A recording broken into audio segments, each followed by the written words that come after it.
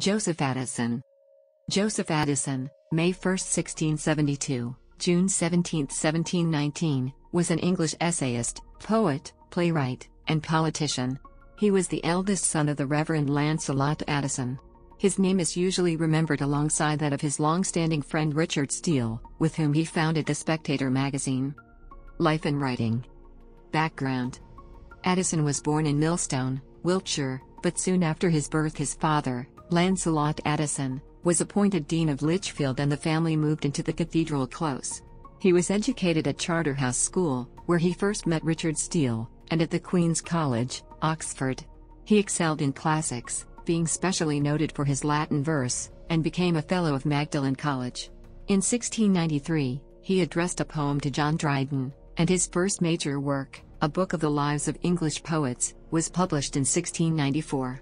His translation of Virgil's Georgics was published in the same year. Dryden, Lord Somers, and Charles Montague, 1st Earl of Halifax, took an interest in Addison's work and obtained for him a pension of £300 a year to enable him to travel to Europe with a view to diplomatic employment, all the time writing and studying politics. While in Switzerland in 1702, he heard of the death of William III, an event which lost him his pension, as his influential contacts, Halifax and Somers, had lost their employment with the Crown. Political career. Addison returned to England at the end of 1703. For more than a year he remained unemployed, but the Battle of Blenheim in 1704 gave him a fresh opportunity to distinguish himself. The government, specifically Lord Treasurer Godolphin, commissioned Addison to write a commemorative poem about the battle, and he produced the campaign, which was received with such satisfaction that he was appointed Commissioner of Appeals in Halifax's government. His next literary venture was an account of his travels in Italy, remarks on several parts of Italy, and c. in the years 1701, 1702, 1703, published in 1705 by Jacob Tonson. In 1705, with the Whigs in power, Addison was made Under-Secretary of State and accompanied Lord Halifax on a diplomatic mission to Hanover, Germany.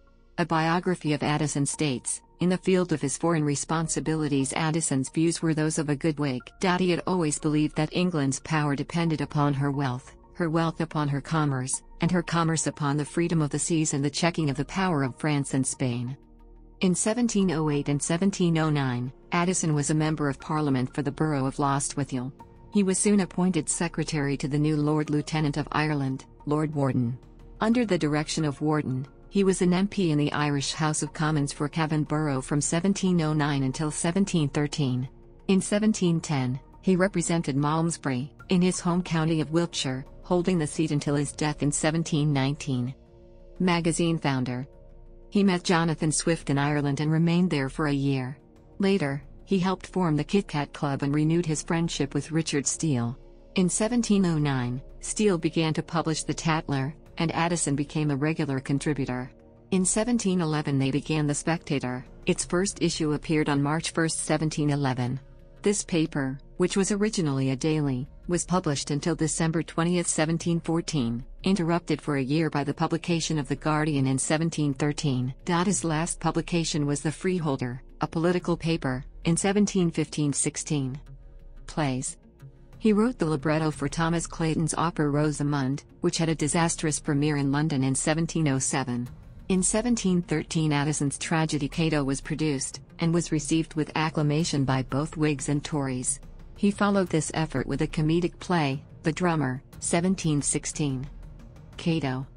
In 1712, Addison wrote his most famous work, Cato, a tragedy.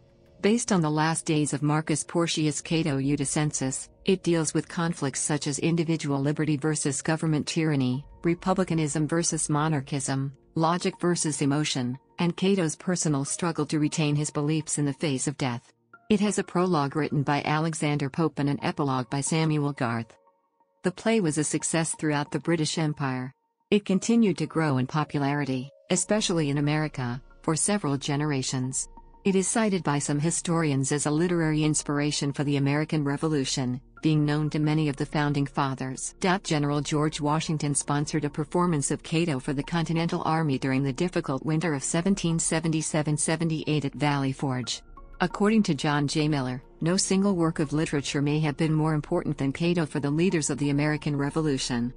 Scholars have identified the inspiration for several famous quotations from the American Revolution in Cato. These include: in 1789, Edmund Burke quoted the play in a letter to Charles Jean-François Dupont entitled Reflections on the Revolution in France, saying that the French people may yet be obliged to go through more changes and to pass, as one of our poets says, through great varieties of untried being, before their state obtains its final form. The poet referred to is Addison, and the passage quoted is from Cato, vi. 2, through what variety of untried being, through what new scenes and changes must we pass. Though the play has fallen from popularity and is now rarely performed, it was popular and often cited in the 18th century, with Cato being an example of republican virtue and liberty. John Trenchard and Thomas Gordon were inspired by the play to write an epistolary exchange entitled Cato's Letters, concerning individual rights, using the name Cato. The action of the play involves the forces of Cato at Utica, awaiting the attack of Caesar immediately following his victory at Thapsus, 46 BC. The noble sons of Cato, Porcius, and Marcus, are both in love with Lucia, the daughter of Lucius, and an ally of Cato. Juba, prince of Numidia, one of Cato's warriors, loves Cato's daughter Marcia. Meanwhile, Sempronius, a senator, and Syphax, a general of the Numidians, are conspiring secretly against Cato, hoping to prevent the Numidian army from supporting him. In the final act, Cato commits suicide, leaving his followers to make their peace with the approaching army of Caesar, an easier task after Cato's death, since he was Caesar's most implacable enemy. Hymn.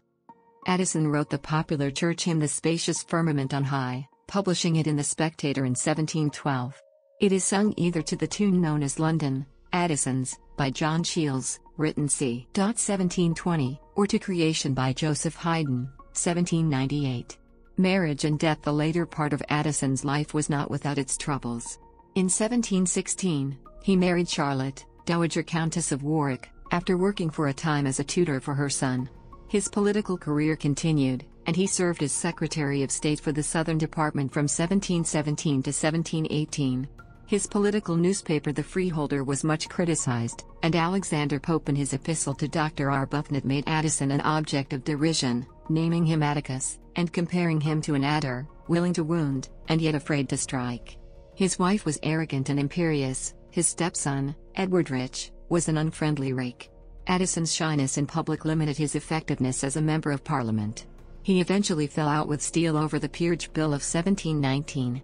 In 1718, Addison was forced to resign as Secretary of State because of his poor health, but he remained an MP until his death at Holland House, London, on June 17, 1719, aged 47. He was buried in Westminster Abbey. After his death, an apocryphal story circulated that Addison, on his deathbed, had sent for his wastrel stepson to witness how a Christian man meets death.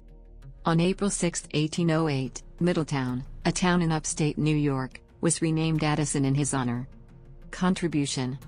It is as an essayist that Addison is remembered today. He began writing essays quite casually. In April 1709, his childhood friend Richard Steele started the Tatler. Addison contributed 42 essays to the Tatler, while Steele wrote 188. Regarding Addison's help, Steele remarked, "When I had once called him in, I could not subsist without dependence on him." The Tatler was discontinued on January 2, 1711. The Spectator began publication on 1 March of that year, and it continued, being issued daily, and achieving great popularity, until December 6, 1712. It exercised an influence over the reading public of the time, and Addison soon became the leading partner in it, contributing 274 essays out of a total of 635. Steele wrote 236. Addison also assisted Steele with The Guardian, which began in 1713. The breezy, conversational style of the essays later prompted Bishop Richard Hurd to reprove Addison for what he called an Addisonian termination, or preposition stranding, a grammatical construction that ends a sentence with a preposition. He wrote an essay entitled Dialogues on Metals, which was translated to the French by 18th-century priest and journalist Simon Charumberlet de Vauxelles, 1733–1802.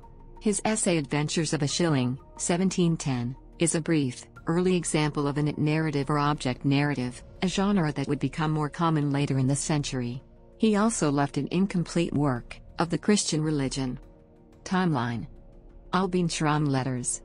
In 2005, an Austrian banker and collector named Albin Schramm died, and in his laundry room a collection of 1,000 letters was found, some of them of interest to historians. 2 of them were written by Joseph Addison. The first reported on a debate in the House of Commons about a grant to John Churchill, 1st Duke of Marlborough, and his heirs, following the Battle of Ramillies. The letter was written on the day of the debate, probably to George Stepney. Addison explains that the motion was opposed by Messrs. Annesley, Ward, and Cassar, and Sir William Beebe. One said that this was showing no honour to his grace but to a posterity that he was not concerned in.